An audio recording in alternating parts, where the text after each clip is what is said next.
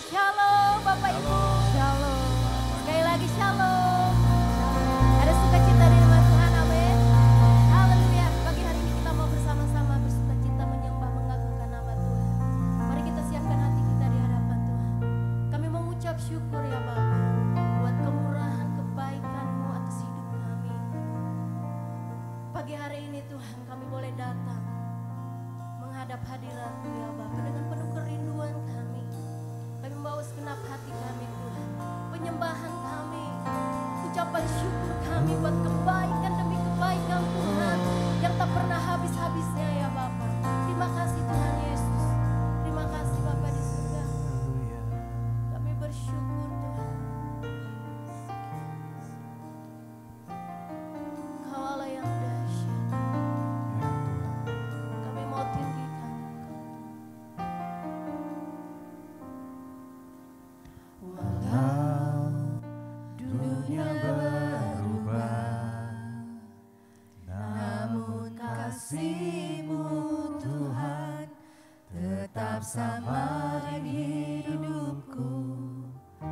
Kau setia dalam setiap rencana-Mu, ku percaya hidupku dalam tangan-Mu. Sampai detik ini ku melihat penyertaan-Mu sempurna. Sampai selamanya Kaulah Tuhan, satu-satunya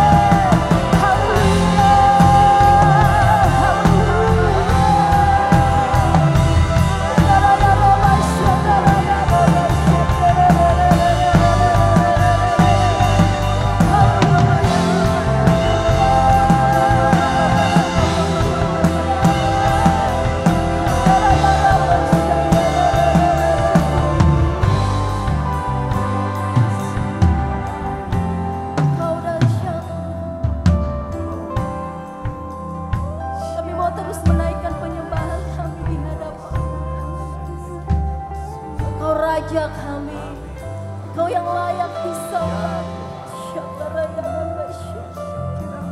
Mari naikkan syukur kita di hadapan Tuhan.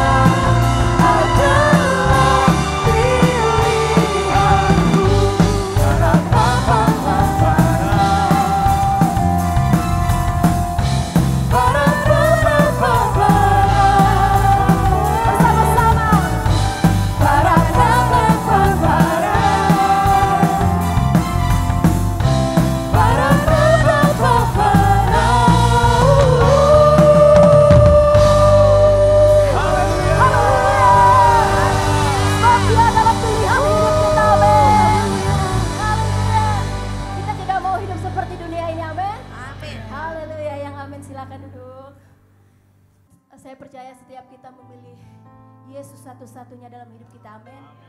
Iya. Karena kita percaya Dia Allah yang dahsyat, Dia satu-satunya Raja dalam hidup kita, penyelamat kita, amin. Haleluya. Mari siang hari ini kita mau lebih lagi datang kepada Tuhan. Naikkan penyembahanmu, ucapan syukurmu buat semua yang Tuhan telah perbuat dalam hidup kita sepanjang minggu ini. Bahkan sampai hari-hari ke depan Tuhan akan menyertai hidup kita, amin. Haleluya. Terima kasih Tuhan. Terima kasih. Meskipun Tuhan tak menolongku, meskipun duri dalam dagingku,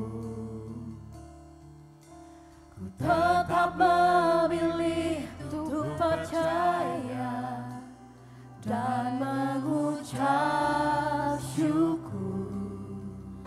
Meskipun doaku tak terjawab Tuhan, meskipun doaku tak terjawab, meskipun hatiku habis lenyap, ku tetap memilih untuk percaya dan mengucap syukur. bersama-sama katakan. Berkali-kali Kau menolong, berkali-kali Kau kuatkan, dalam rasa sakit Engkau ada, Yesus setia.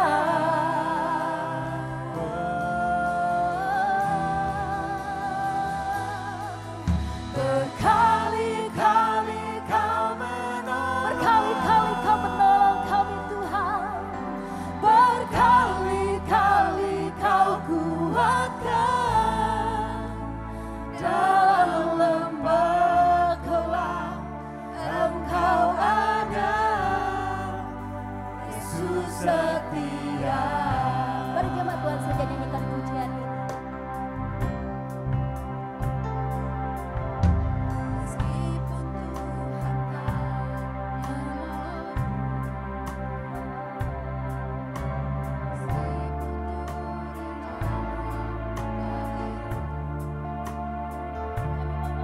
Untuk percaya Tuhan.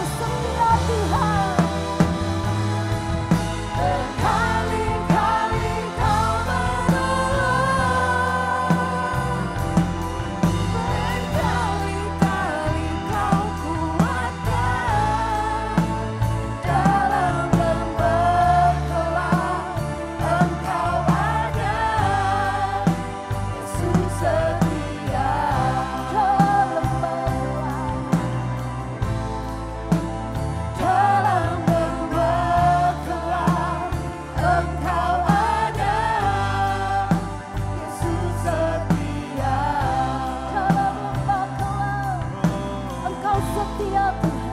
Dalam lembah gelap Engkau ada, Yesus setia.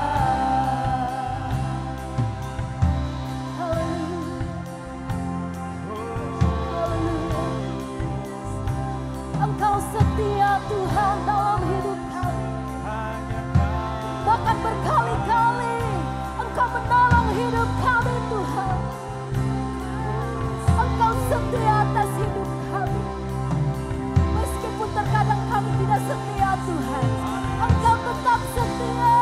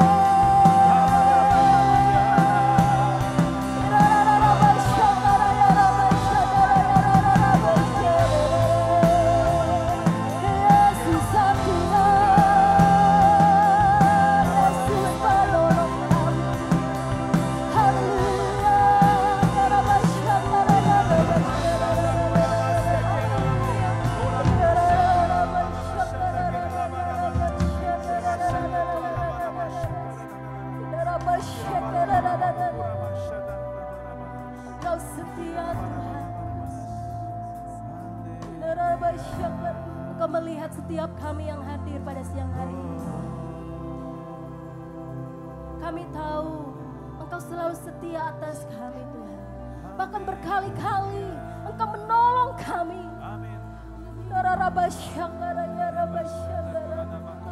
Haleluya.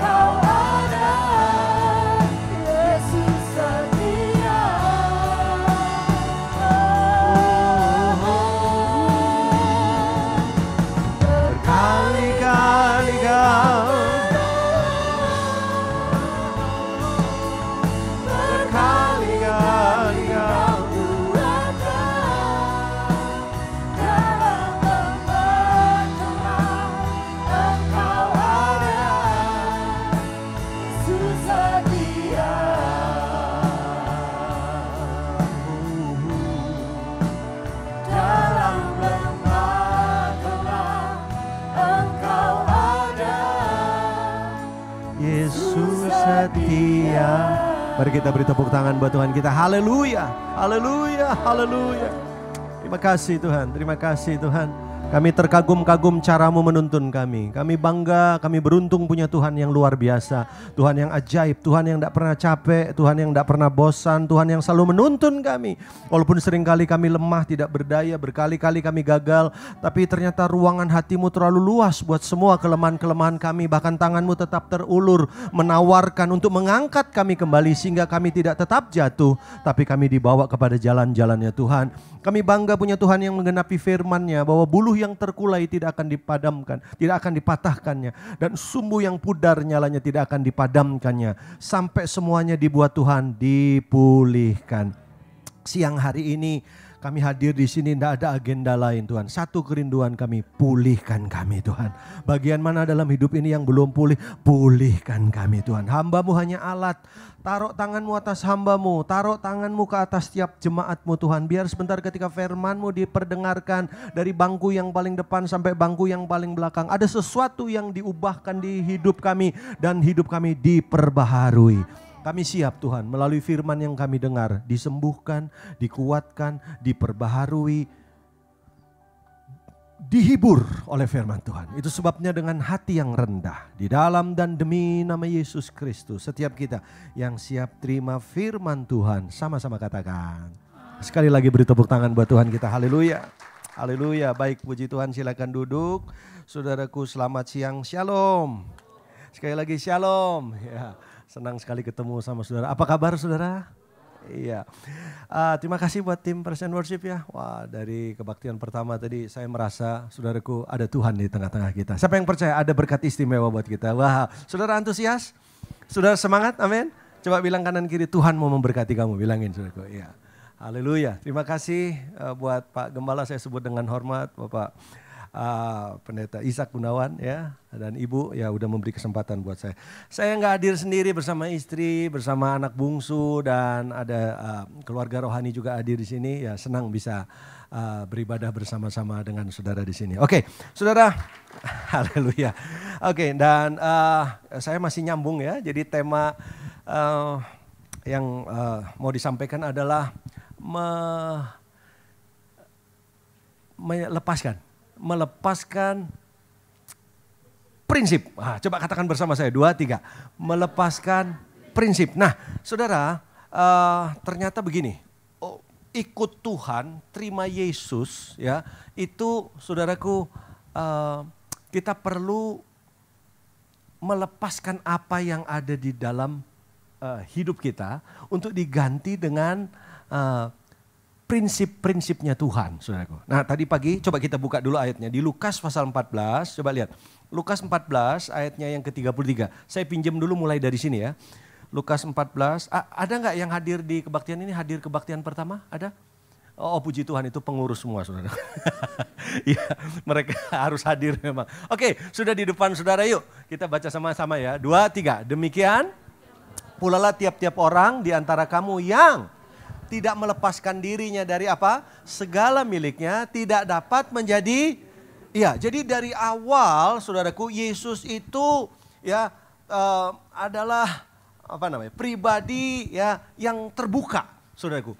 Waktu dalam pelayanan Yesus ya, Yesus itu tidak pernah apa ya, tidak pernah menutup-nutupi fakta bahwa untuk jadi apa namanya, pengikut Kristus ya, menjadi murid itu memang ada harga bayar. Coba katakan bersama saya, harga bayar. Ya, artinya apa? Enggak gampang. Jadi Kristen itu enggak gampang. Saya mau tanya, boleh jujur ya tapi ya. Siapa di antara saudara yang berani jujur bahwa ikut Tuhan jadi Kristen itu tidak mudah? Ayo. Atau gini pertanyaan saya. Siapa yang merasa jadi Kristen itu gampang hidupnya? Ayo. Ya, puji Tuhan nggak ada yang angkat tangan. Ya, memang nggak gampang, betul nggak saudara? Coba, ada seorang sales berani ngejual barang, saudaraku, ya berkata jujur dari awal nggak? Nah, salesman yang baik itu dia berani menawarkan barang, produk, saudaraku, harusnya jujur. Contoh, berapa banyak orang menawarkan produk, saudaraku, ya, bro, ini ada barang bagus nih. Lalu orangnya tanya, harganya berapa? Udah gampang gitu sudah. Iya harganya berapa? Bawa aja. Iya harganya berapa? Gampang. Dipikirnya gampang tuh berarti murah. Begitu dikasih tahu harganya, itu yang kamu udah ambil kan? Ini apa surat apa namanya? Notanya. Oh, begitu. Hah? Cepet ya begitu umpamanya nih contoh. Malamat gitu. Lu nggak kemarin ngomong. Nah, Yesus bukan tipe yang begitu. Yesus dari awal kepada orang-orang yang ikut dia, ya, Yesus kasih tahu, aku nggak cari pengikut loh. Nah, nanti saudara baca sendiri. Ini lalu apa yang Yesus cari? Murid. Nah, dikasih tahu tuh. Murid tuh contohnya pikul salib, sangkal diri. Oh, coba. Kalau syaratnya jadi murid Yesus, pakai kalung salib. Wah, itu gampang, saudaraku. Ya, kayaknya di sini semua lulus semua. Tapi kalau pikul salib, sangkar diri, waduh, nggak gampang. Nah, di ayat ini Yesus bilang apa? Demikian pula tiap-tiap orang di antara kamu yang tidak melepaskan dirinya dari segala miliknya. Katakan bersama saya, segala miliknya. Wah, ini berat. Tidak dapat menjadi murid. Nah, saya nggak tahu seberapa banyak di antara saudara yang mau komit sama ayat ini. Ya jujur nggak gampang. Jadi kalau saudara belum melepas diri dari apa? Segala miliknya. Nah, kata segala miliknya itu, saya nggak mau kemana-mana saudaraku. Saya lihat wajah saudara udah stres. Ya, aduh Tuhan Yesus mau minta apa lagi dari saya, kan gitu kesannya saudara. Ya, enggak. Tuhan Yesus satu aja nih. Karena saya lagi bahas tentang apa? Prinsip. Katakan bersama saya prinsip. Nah, saya terangkan dulu. Prinsip itu apa? Prinsip itu apa, saudara? Nah, saya tulis definisinya di sini. Ya, prinsip itu ini, saudara. Aturan, norma atau standar, ya, yang dianggap benar dan digunakan sebagai pedoman dalam berpikir, berperilaku, ya, merasa, ya, itu yang dia pakai, itu prinsip, saudara. Nah, prinsip itu bisa berupa nilai-nilai moral, nilai etika, atau filosofi yang dipegang teguh oleh seseorang, ya, yang memiliki peran penting untuk apa? Ini menuntun perilaku orang itu. Jadi ya, saudara yang ada di sini, yang membedakan saudara yang ada di sebelahnya, gitu saudara. Apa yang membedakan? Prinsip yang saudara pegang, benar gak? Saudara bisa hadir di gedung gereja yang sama, ya, dengar pendeta yang sama, khotbah yang sama, ayat yang sama. Pertanyaannya, kenapa hasilnya berbeda? Nah, betul, karena prinsip yang saudara. Nah, pertanyaannya, prinsip yang saudara pegang itu prinsip apa? Oh, prinsip itu punya kekuatan loh. Tadi pagi saya kasih ilustrasi, seorang muda didatangi seseorang. Saudara tahu cerita ini pasti. Terus kemudian diajak ngobrol sebentar, saudaraku. Tiba-tiba apa? Dia merelakan dirinya untuk dipakein ransel. Tahu? Ransel. Terus kemudian dia pergi ke satu tempat yang rame, boom, meledak. Kok bisa? Kenapa dia berani lakukan itu? Karena dia, lihat, dia pegang satu prinsip. Jadi prinsip itu hebat gak? Iya, prinsip itu menentukan keputusan-keputusan saudara. Prinsip yang saudara pegang itu menentukan apalagi pilihan-pilihan saudara. Prinsip yang saudara pegang, saudara pernah gak ngobrol sama orang, ya kan? Terus dalam satu tim nih, ya kan? Kita mau memutuskan gini. Kamu ikut kan? Oh enggak, saya enggak ikut. Kenapa? Prinsip kita berbeda. Ada kan? Pernah ketemu? Nah, jadi saudaraku, prinsip itu menentukan apa? Pilihan-pilihan, menentukan juga apa? Keputusan-keputusan, menentukan apa? Menentukan kebiasaan, saudaraku, dan menentukan masa depan seseorang.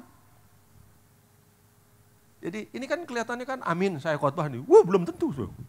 Karena apa? Saudara punya prinsip di dalam itu. Tadi saya udah kasih contoh, saudaraku. Ada satu murid, ada beberapa murid Yesus, saudaraku.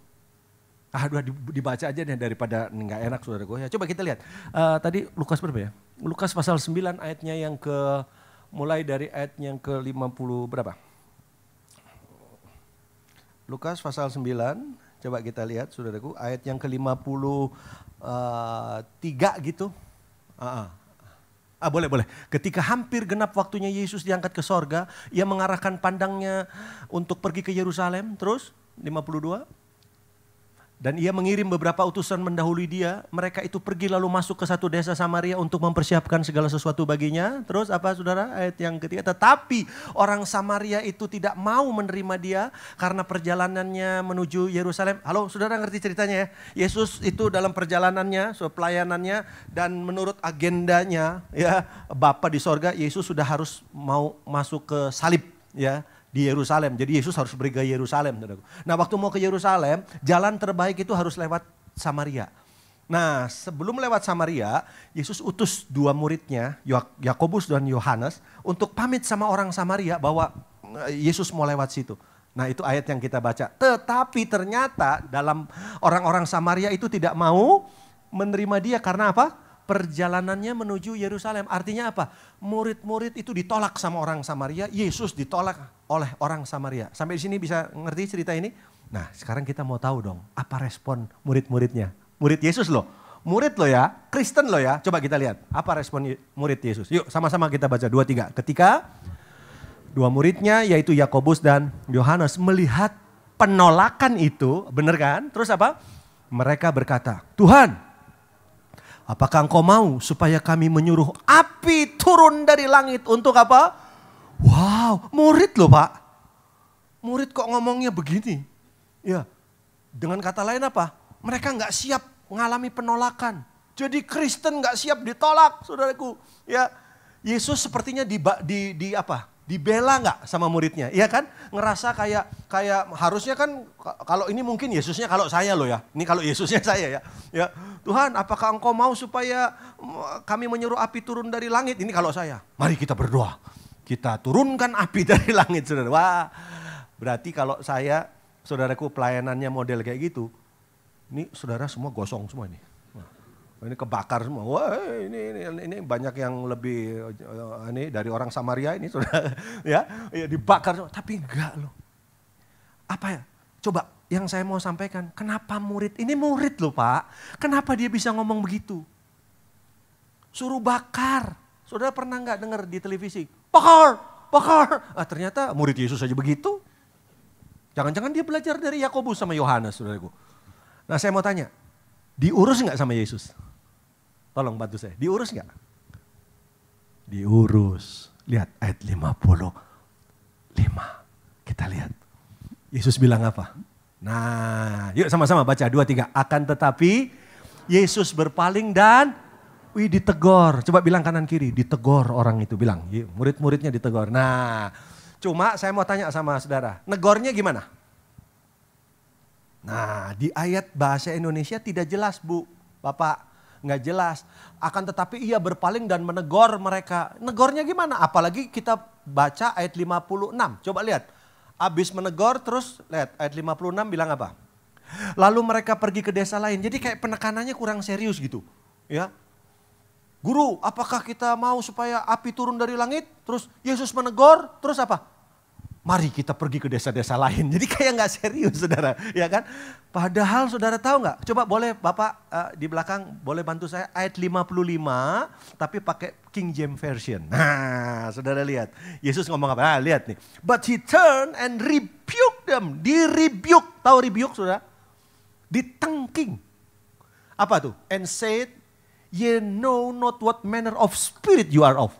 Artinya Yesus ngomong apa? Yesus bilang gini. Coba ulangi kamu ngomong apa?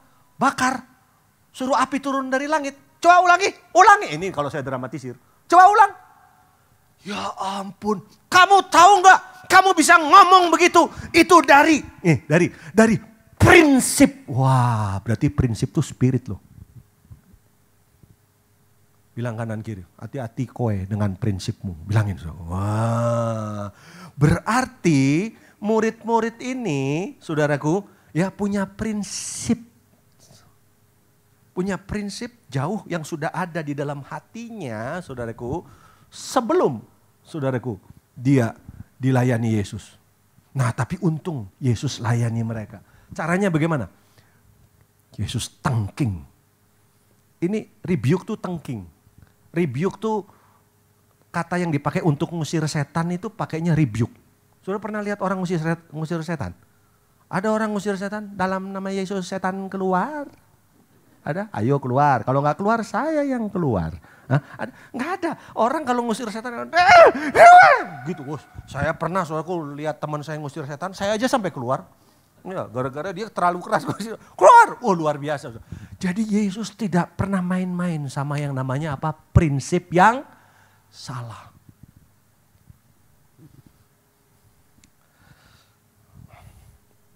Sekarang pertanyaannya, kasih contoh lain ya. Siapa? Saul. Saul dipilih Tuhan gak jadi raja? Tapi kenapa akhirnya masih jadi raja ditolak Tuhan? Kenapa? Bahkan sampai kerasukan setan. Terakhirnya bunuh diri. Loh, orang dipilih Tuhan.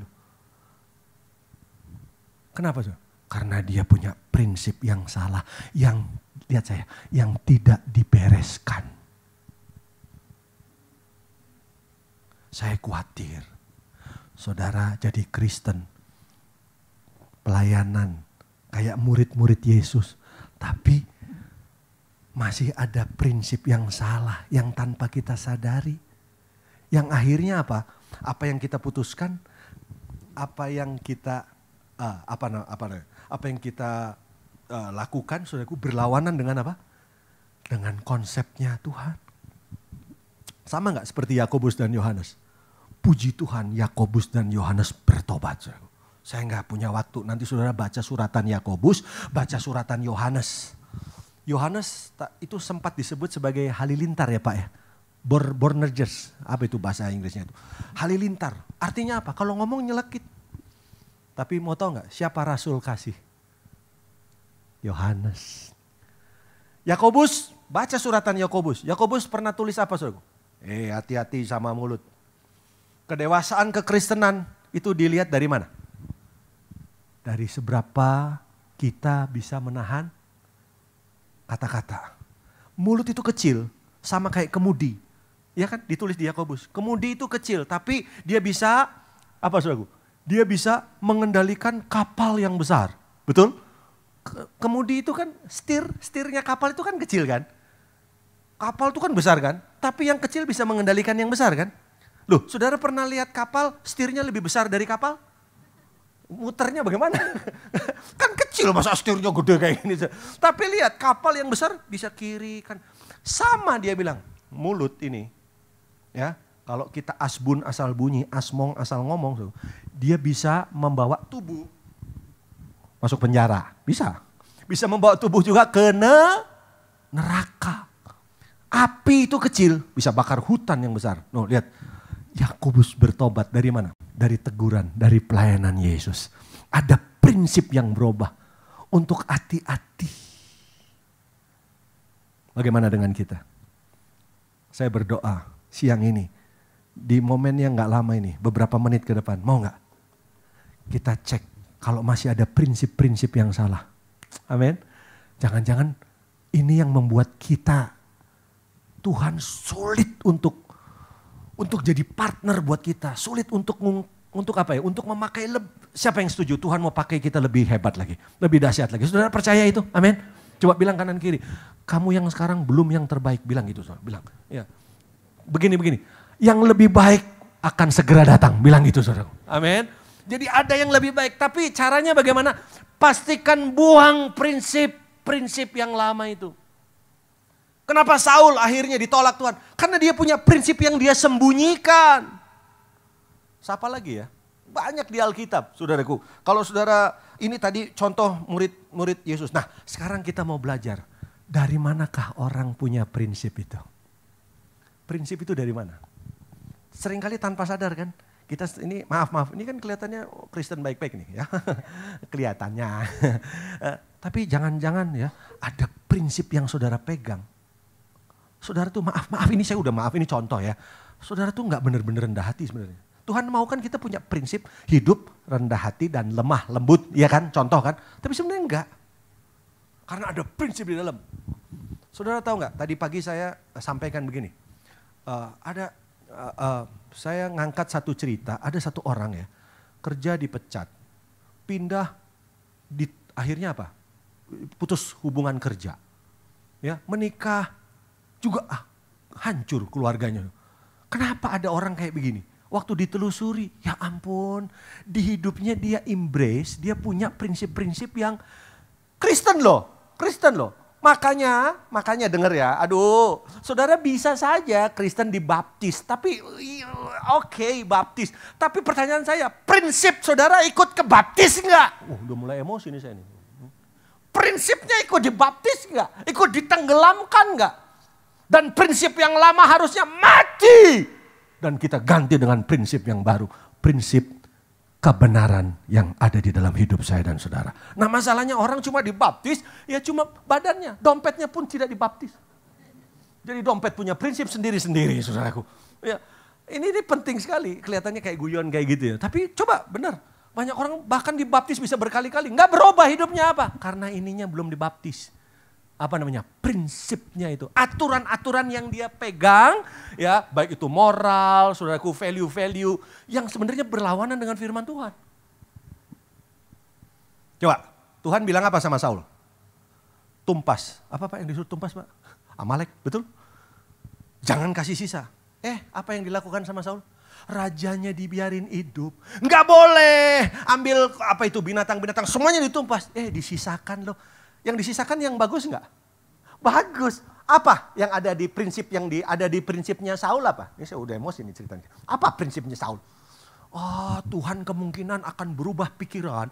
Kalau kita kasih domba-domba yang bagus, kan tujuannya untuk dibawa menjadi persembahan. Emangnya Tuhan bisa disogok? Makanya Tuhan bilang apa? Dengar-dengaran lebih baik daripada berkorban. Prinsip nggak ini? Bilang kanan kiri, mulai sekarang jangan nyogok Tuhan. Bilang. Ini udah mulai keras ini saudaraku. Ya. Nah pertanyaannya dari mana prinsipnya Saul itu? Dari mana prinsip-prinsip itu? Yuk sekarang, sekarang saya baru khotbah. Aduh udah mau habis waktunya. Yuk kita lihat, sekarang saya baru khotbah. Mari kita buka sama-sama di dalam 2 Raja-Raja 21. Yuk kita lihat yuk. 2 Raja-Raja 21. Ada yang tahu cerita ini? Kita bacanya ayat 1. 2. Enggak semua dibaca ya. Ayat 1 dan 2 dulu, boleh? Yuk sama-sama ya. 2, 3. Manasya berumur 12 tahun pada waktu ia menjadi raja dan 55 tahun lamanya ia memerintah di Yerusalem. Nama ibunya ialah Hefzibah. Ayat yang kedua. Ia melakukan apa yang jahat di mata Tuhan sesuai dengan perbuatan keji bangsa-bangsa yang telah dihalau Tuhan dari depan orang Israel. Siapa yang tahu Manasya anaknya siapa? Siapa? Anaknya Hizkia. Siapa istrinya Hizkia? Itu barusan disebut tadi. Siapa? Hefzibah. Saya minta saudara perhatikan ayat-ayat ini karena dari ayat-ayat ini yang akan menolong saudara nanti. Nah, kita tahu seperti apa hidupnya Manasya kan. Ternyata Manasya itu melakukan jahat perbuatan keji. Nah saudara pengen tahu nggak perbuatan kejinya kayak apa? Kita lompat ayat yang ke-6. Yuk ayat 6 langsung. Yuk sama-sama 2, 3. Bahkan ia mempersembahkan anaknya sebagai korban dalam api. Terus 1. Melakukan ramal. 2. Telaah. 3. Menghubungi para pemanggil arwah dan para pemanggil roh peramal. Ia melakukan banyak yang jahat di mata Tuhan. Sehingga ia menimbulkan apa? Sakit hatinya. Halo, udah kalau nanti dibaca terus saudara akan, maksudnya gini, saudara akan tahu bahwa seperti apa jahatnya Manasya itu. Nah pertanyaannya adalah saudaraku, kenapa Manasya ini tiba-tiba saudaraku dia menjadi seseorang yang begitu jahat di mata Tuhan. Kenapa dia bisa melakukan begitu? Padahal saudara tahu Manasya itu anak daripada Raja Hizkia. Kita ngerti cerita Hizkia enggak? Yang saudaraku di usia hidupnya itu diperpanjang oleh Tuhan berapa tahun? 15 tahun. Dan perhatikan baik ini, perhatikan baik.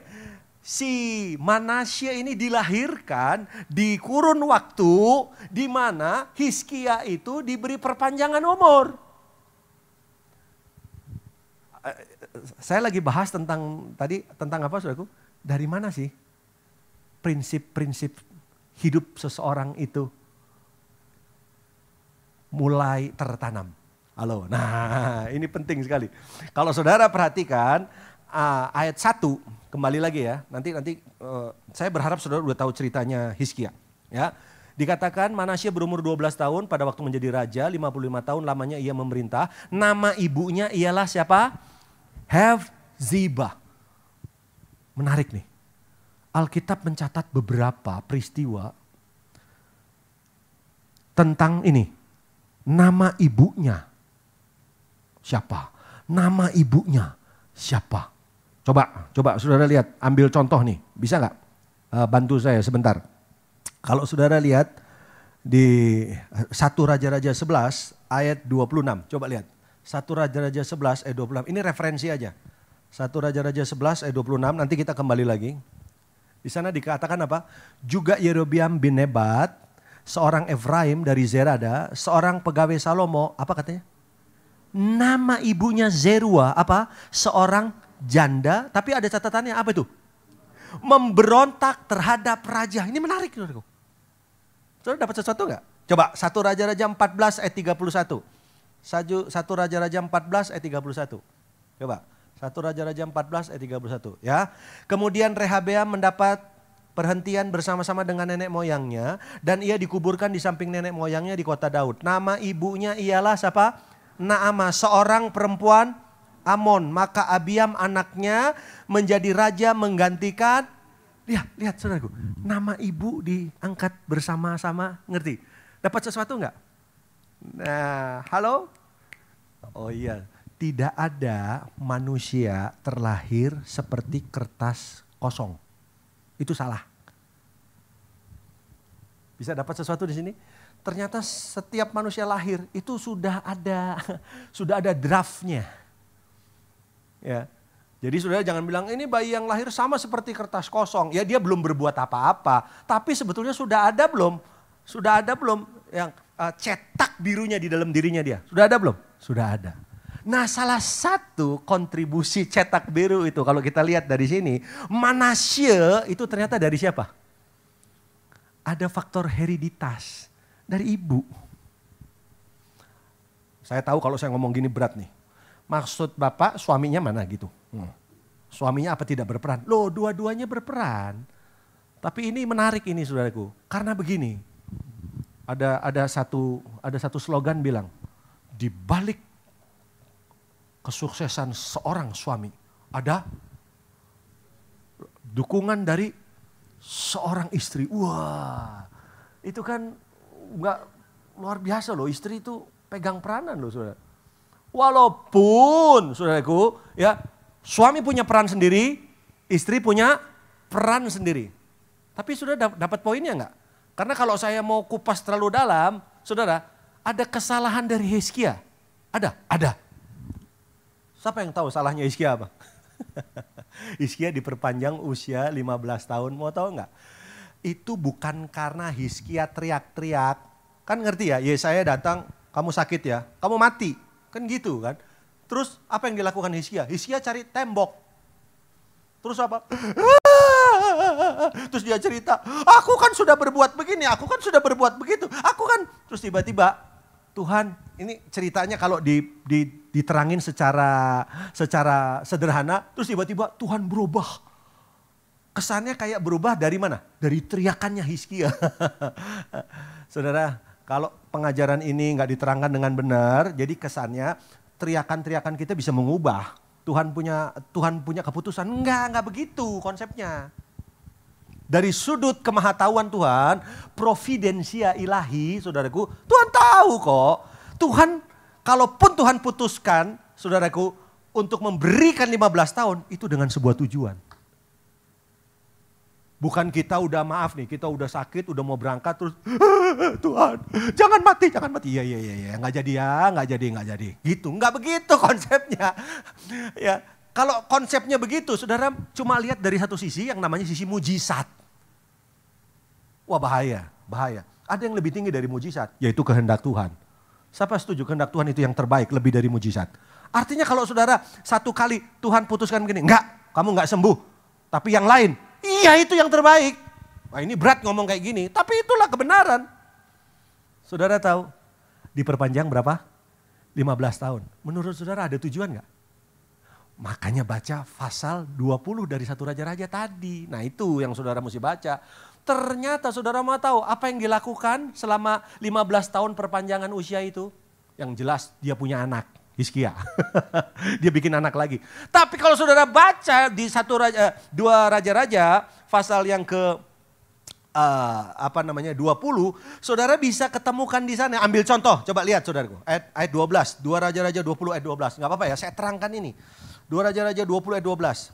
Boleh? Pada waktu itu ya Merodak Baladan bin Baladan, Raja Babel menyuruh orang membawa surat dan pemberian kepada Hizkia sebab telah didengarnya bahwa Hizkia sakit tadinya. Nah ayat 13, Hizkia bersuka cita atas kedatangan mereka. Lalu perhatikan, ternyata ini yang diperbuat Hizkia dalam kurun waktu perpanjangan waktu. Coba tangkap ini dengan cara berpikir prinsip rohani ya. Lihat. Lalu diperlihatkannya kepada mereka segenap gudang harta, bendanya emas dan perak, rempah-rempah dan minyak yang berharga, gedung persenjataannya dan segala yang terdapat dalam perbendaharanya. Tidak ada barang yang tidak diperlihatkan Hizkia kepada mereka di istananya dan di seluruh daerah kekuasaannya. Saudara nangkap nggak? Apa yang dilakukan Hizkia di masa perpanjangan 15 tahun? Dia konsentrasi kepada materi. Fokusnya kepada materi, padahal Tuhan punya tujuan. Kenapa kamu diperpanjang 15 tahun? Halo, dengar ini. Saudara harus lihat dari sisi ini. Lihat, perhatikan. Apa yang terjadi? Ayat 14. Ini loh, ini ayat 14. Ini penting. Coba lihat. Kemudian datanglah Yesaya kepada Raja Hizkia dan bertanya kepadanya, apakah yang telah dikatakan orang-orang ini? Dari manakah mereka datang? Jawab Hizkia, mereka datang dari negeri jauh dari Babel. Lalu ditanya lagi, apakah yang telah dilihat mereka di istanamu? Jawab Hizkia, semua yang ada di istanaku telah mereka lihat. Tidak ada barang yang tidak kuperlihatkan kepada mereka di perbendaharaanku. Lihat ayat 16. Lalu Yesaya berkata kepada Hizkia, dengar firman Tuhan. Sesungguhnya suatu masa akan datang bahwa segala yang ada di dalam istanamu dan yang disimpan oleh nenek moyangmu sampai hari ini akan diangkut ke Babel. Saudara lihat nggak? Hah? Bukankah ini hati Tuhan? Maksudnya Tuhan lagi mau ngomong apa? Aduh lu gua perpanjang umurnya bukan untuk begono. Gitu saudaraku. Bukan untuk itu, bukan cari duit lebih banyak, bukan cari nama lebih besar. Bukan. Seolah-olah Tuhan mau ngomong gini, ini ada prinsip yang ngaco ini. Ada prinsip yang salah yang kamu pegang ini. Nah saya khawatir gini, kita tuh diperpanjang berapa tahun umur kita, prinsipnya kalau nggak bertobat, nggak berubah, aduh pada akhirnya akan berakhir dengan kehancuran. Halo, sampai di sini bisa diterima? Saya buktikan, lihat apa? Terus kemudian apa?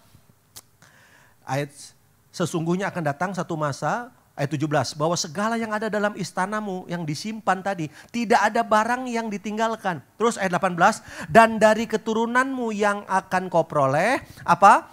Akan diambil orang untuk menjadi sida-sida di istana Raja Babel. Tapi lihat jawabannya Hizkia apa? Jawaban Hizkia. Yuk sama-sama 2-3. Hizkia menjawab kepada Yesaya, sungguh baik firman Tuhan yang engkau ucapkan itu. Apa katanya? Tetapi pikirnya, ini apa tadi? Pikirnya itu apa? Prinsipnya, nih prinsipnya lihat. Asal ada damai dan keamanan seumur hidupku. Dengar. Menurut saudara itu Alkitabiah. Itu prinsip yang salah. Dan kalau saudara lihat hubungkan dengan Manasya. Apa saudara? Manasya jadi orang yang rusak. Jadi pertama karena siapa?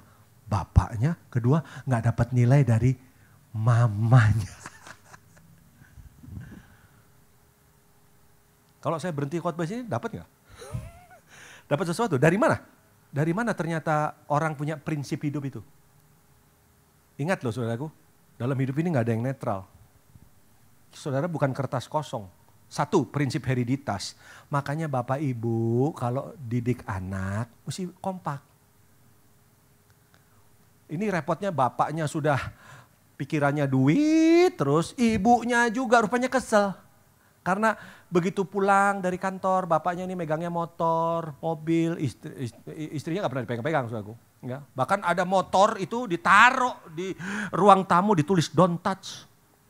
Ya, nggak boleh dipegang, saudaraku, motornya. Ada itu, mungkin karena mahal, saudaraku. Ya, ya. Artinya apa, saudaraku? Urusannya sama hobi, urusannya sama uang terus, saudaraku. Tapi nggak pernah beres dalam keluarga. Apa yang terjadi? Hizkia melahirkan anak yang mengerikan, jadi monster. Nah sekarang kesimpulannya. Kesimpulannya begini. Kita itu makhluk relasi. Dalam sebuah relasi itu terjadi yang namanya pengaruh. Betul nggak? Setuju ya? Kalau saya berkawan dengan Bapak Gembala, 15 tahun nih bersama-sama terus nih. 1 hari 2 jam. Ya, ngobrol 15 tahun ke depan, 1 di antara 2. Bapak Gembala mirip saya atau saya mirip Bapak Gembala. Udah 1 di antara 2 itu, saudaraku. Ya. Pak Gembala ikut saya atau saya ikut dia. Bisa ngerti? Itu prinsipnya begitu. Ada yang namanya apa? Mempengaruhi dan dipengaruhi. Ingat, nggak ada yang salah, Pak. Ini nggak ada yang salah. Gak ada yang salah. Yang jadi masalah itu adalah pengaruh apa yang kita terima dan pengaruh apa yang kita lepaskan. Halo? Itu masalahnya.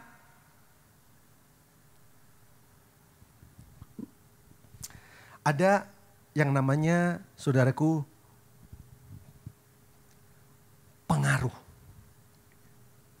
Saudara tahu nggak? Di balik kata itu ada nada. Di balik nada itu ada rasa. Di balik rasa itu membangun suasana. Bener gak sih saya ngomong? Ini saya gak pernah ketemu Rocky Gerung loh, bukan. Jangan sudah pikir saya ngobrol sama dia, enggak. Saudaraku, ini saya belajar pelan-pelan ini. Di dalam kata itu ada Saya mau tanya sama saudara. Kalau ada tadi kayak rebuke, ngusir setan, bisa ngusir? Dalam nama Yesus, setan pergi. Itu mengandung suasana gak? Mengandung suasana, setan aja nggak takut. Ya, beda orang rebuke itu sambil ngeden, sambil ini keluar uratnya juga.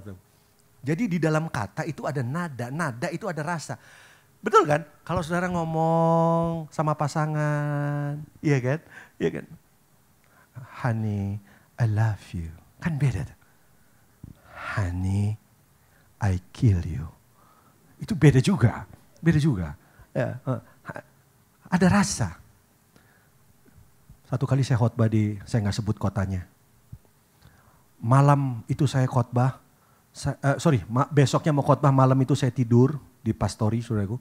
Saya dengar ada letusan senjata. Dor di kota itu, saya nggak usah sebutnya. Loh kok ada tembakan Pak Gem? Saya ngeri juga karena dekat sekali dengan gereja. Nah saudara tahu nggak gereja yang saya khotbah itu? Sebelumnya itu pernah ada bom ditemukan di situ. Nah udah dong, besoknya kan khotbahnya waktu itu 4 kali. Selesai khotbah pertama kita breakfast di pastori juga sama Bu Gembala. Bu Gembala senior usianya 80 tahun. Nah saya berteman sama anak-anaknya. Jadi saya diajak makan sama tante sama 3 anaknya. Sementara makan, salah satu anak ini ngobrol sama saya, gimana Pak Nathan bisa tidur tadi malam? Bisa, tapi saya kebangun loh. Oh kenapa? Mungkin saya salah dengar, saya bilang gitu, ada tembakan, dor gitu. Saya cerita gitu. Oh iya betul Pak, karena memang beberapa ditemukan ada itu, kelompok-kelompok radikal itu ya. Nah, saudara ini saya ngobrol biasa loh, saudara tahu, tiba-tiba, mau tahu nggak? Oma yang gembala senior, tiba-tiba begini. Lagi makan. Dia duduk di depan saya. Wah, saya cuma lihat anak-anaknya kan, sementara oma begini, anak-anaknya respon apa? Kan nggak mungkin saya bilang, ada apa oma, ada apa? Kan saya nggak mungkin, karena saya juga baru kenal gitu. Dia tiba-tiba begini, saudara mau tahu? Terus anaknya datangin satu-satu, mah, tenang mah. Terus saya tanya, kenapa tante, kenapa? Ya itu gara-gara dengar pertanyaan saya. Loh, sedemikian pengaruhkah saya punya pertanyaan? Ngerti nggak? Loh, kalau tadi malam kalau saya nggak salah dengar, apakah itu pistol? Anaknya sendiri yang jawab. Ya betul, karena beberapa saat ditemukan ada kelompok radikal gitu yang lagi di kota itu. Ternyata mau tahu nggak? Perkataan itu masuk ke telinganya tante.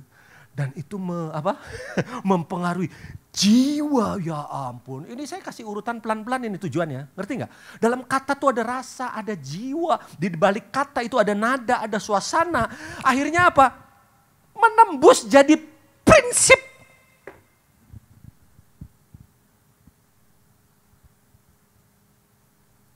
Masa ini nggak pengaruh, ini saya ngomong. Pengaruh kan? Jadi dari mana asalnya, saudara? Prinsip seseorang itu. Lihat lagi, saya kasih cerita aja ya. Adam dan Hawa pernah ada di satu posisi yang baik-baik di Taman Eden. Halo? Tidak dikasih tahu berapa lama waktunya, tapi pernah ada dalam kondisi yang maksimal. Pison, Gihon, Efrat, Tigris, mau tahu nggak? Itu sekarang berapa negara itu? Saudara pikir itu satu wilayah yang cuma 200 meter, dia punya tamannya? Kagak, itu ribuan kilo, halo? Itu dikelola oleh Adam dan Hawa. Mereka pernah ada di dalam satu situasi yang maksimal, yang baik loh, yang perform, ngerti nggak saudara? Tapi dengar, dalam satu waktu tiba-tiba apa yang terjadi? Waktu Tuhan datang di taman itu, mereka bersembunyi. Kenapa? Mereka takut. Dan mereka berkata apa? Aku telanjang. Tuhan bilang apa? Who told you? Siapa yang kasih tahu kamu kalau kamu telanjang? Lalu dapat nggak? Berarti dari mana tuh? Prinsip-prinsip yang salah masuk tuh dari mana? You are what you eat. Itu buat kesehatan fisik. You are what you hear. Itu buat kehidupan rohani. Hati-hati kowe dalam mendengar berita. Sampai di sini bisa nangkep? Karena apa? Berita, ada nada, ada suasana. Itu bisa membentuk jadi prinsip-prinsip buat saudara. Ada suami, istri. Harmonis, 25 tahun menikah. Tapi kenapa tahun ke-26 terjadi pengkhianatan? Karena ada apa? Ada berita. Dalam sebuah relasi. Halo, bisa nangkap? Hari-hari ini saya setuju saudara di sini, di gereja sini, betul. Tapi waktu di luar gereja saudara berelasi dengan siapa? Di sini kan cuma 1-2 jam. Di luar itu loh, saudara berelasi dengan siapa? Kok di luar itu, maaf bicara. Ini nih Pak Gem, ini hati-hati relasi sama ini. Ini saudara gak sadar ya, ini bisa jadi sarana yang merusak saudara punya prinsip-prinsip hidup. Yang saya ngomong masuk akal ini, betul? Ya, anak-anak saudara, cek. Saudara didik baik pun, tiba-tiba kenapa kok jadi melenceng jauh? Saudara berani ngecek dia punya ini gak? Apa yang didengar? Wah gak cukup waktunya Pak. Saya tutup sama Yairus. Udah saudara ngerti kan? Yairus, cerita Yairus itu di Markus pasal 5. Mulai dari ayat 35 dan seterusnya. Boleh dengar beberapa menit terakhir? Lihat saya. Yesus lagi dalam perjalanan didatangi sama Yairus. Pemimpin pendeta lah kalau hari ini. Terus dia bilang, anakku sakit. Dengar. Bagaimana Yesus dalam membangun sebuah relasi. Yesus membuka diri. Yesus menggunakan ini, prinsip yang namanya resiprokal. Resiprokal itu apa? Timbal balik. Tapi hati-hati. Kenapa Yesus merespon? Kenapa? Semua yang direspon Yesus, dengar. Semua yang direspon dari kata-kata yang Yesus dengar, itu Yesus cuma satu. Ini terhubung dengan rencana Bapa atau tidak? Ini terhubung dengan rencana kekal apa tidak? Kalau tidak, sebagus apapun, ngerti nggak? Perkataan yang didengar, Tuhan Yesus nggak mau dengar. Nah, ini minta tolong anakku sakit, oke? Saya setuju.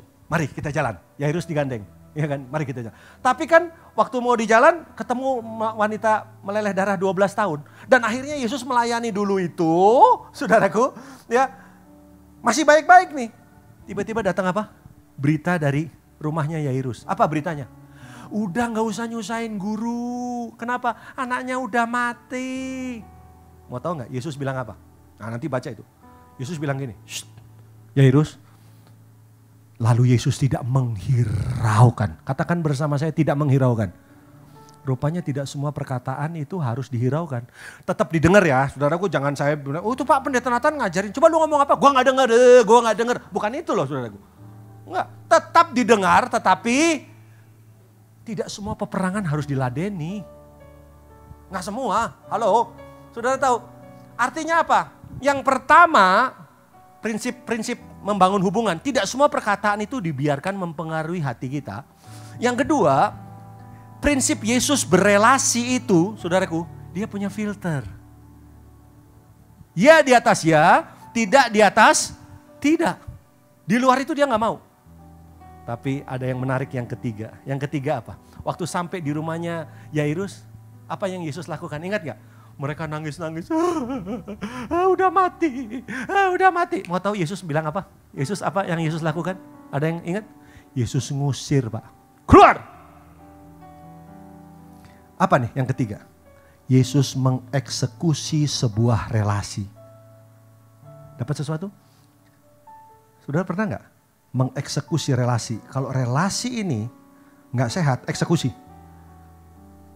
Tadi saya bilang sama Pak Gem, saya berteman tuh pilih-pilih di usia saya sekarang nih. Kata-kata gak semua saya mau dengar. Serius saudara. Yang tidak membuat saya bertumbuh, yang gak membuat saya lebih dekat dengan rencana Tuhan. Bahkan ke istri saya pun saya ngomong, yang ini gak usah diomongin, gak apa-apa. Mereka gak senang sama saya, gak apa-apa, biarin aja udah. Gak semua. Kita tuh umur udah berapa? Mau dengerin semua orang ngomong begini, orang gini. Buat apa? Emang apa saudaraku? Fokus kepada itu Yesus. Yesus dalam berelasi itu begitu. Bisa dapat sesuatu? Nah hari ini kalau kita aplikasikan dalam kehidupan, saudara dapat sesuatu nggak? Dalam dunia kerja, dalam kehidupan, nggak semua. Saudara harus hiraukan katakan. Nanti sedikit-sedikit lemah Pak Gem. Ini ngomong ini sih, ini ngomong begitu sih. Eksekusi semua hubungan. Kalau hubungan itu tidak membawa saudara dekat sama Tuhan, lepaskan. Wow, gitu dong. Jangan semuanya dimasukin jadi pikiran, terus jadi susah, saudara jadi lemes. Lama-lama saudaraku ya kekurangan vitamin, nanti ya HB-nya turun, saudaraku ya. Terus sakit jadinya, saudara. Dapat sesuatu? Ya saya terbatas, saya tahu. Tapi saudara ngerti ya? Dalam setiap relasi itu memungkinkan satu dari dua ini. Saudara mempengaruhi atau saudara dipengaruhi. Biarkan hanya firman Tuhan, orang-orang yang menyampaikan kebenaran yang saudara terima di hati saudara. Karena itu akan membentuk prinsip. Selamat datang kepada prinsip kebenaran. Sehingga hari-hari hidup saudara tambah kuat. Jadi berkat buat banyak orang. Nama Tuhan dipermuliakan. Yuk tundukkan kepala, saya selesai. Ku telah mati, katakan, dan tinggalkan prinsip hidup yang lama. Prinsip hidupku yang lama. Bilang, semuanya sia-sia. Semuanya sia-sia. Dan tak berarti lagi oh hidup ini ku letakkan pada mezbamu Tuhan. Mari saya jemput saudara bangkit berdiri. Katakan sama-sama. Jadilah padaku seperti yang kau ingin. Mari sekali lagi katakan. Ku telah mati dan tinggalkan. Ku telah mati ya dan tinggalkan prinsip hidupku yang lama. Prinsip hidupku yang semuanya sia-sia Tuhan. Ya. Semuanya sia-sia dan tak berarti. Ya, haleluya. Lagi hidup ini, amin. Ku letakkan pada mezbamu Tuhan. pada mezbahmu yang ya Tuhan, jadilah padaku seperti yang kau ingin. Bapak Ibu bisa lihat saya sebentar. Saya percaya khotbah ini bukan kebetulan. Ini pas buat saudara. Yuk, selama ini Tuhan mau pakai saudara. Tuhan mau angkat. Tuhan mau banyak lakukan sesuatu. Tapi Tuhan lihat banyak prinsip yang salah. Tuhan mau betulkan dulu prinsip itu. Amin. Caranya gimana? Ngomong sama Roh Kudus, bongkar prinsip-prinsip yang kelihatannya rohani tapi salah. Ada murid Yesus saja salah kok. Hizkia salah, asal ada damai dan ketenangan. Egois sekali itu. Dia nggak didik anaknya. Dia nggak atur keluarganya. Akhirnya melahirkan apa? Keturunan-keturunan monster. Saudara, saya percaya saudara dan saya seperti Hizkia. Kita tuh semua hidup di kesempatan kedua, ketiga, keempat. Saya yakin. Masalahnya, kesempatan yang diberi membuat saudara lebih maksimal nggak? Jangan-jangan belum gara-gara apa? Nah itu prinsip-prinsip yang salah belum diselesaikan. Yuk hari ini bilang jujur, Tuhan barangkali lupa, nggak disadari. Minta Roh Kudus koreksi saudara. Yuk boleh taruh tangan kirimu di dadamu, angkat tangan kananmu ke atas. Ku telah mati dan tinggalkan. Bilang prinsip hidup yang lama.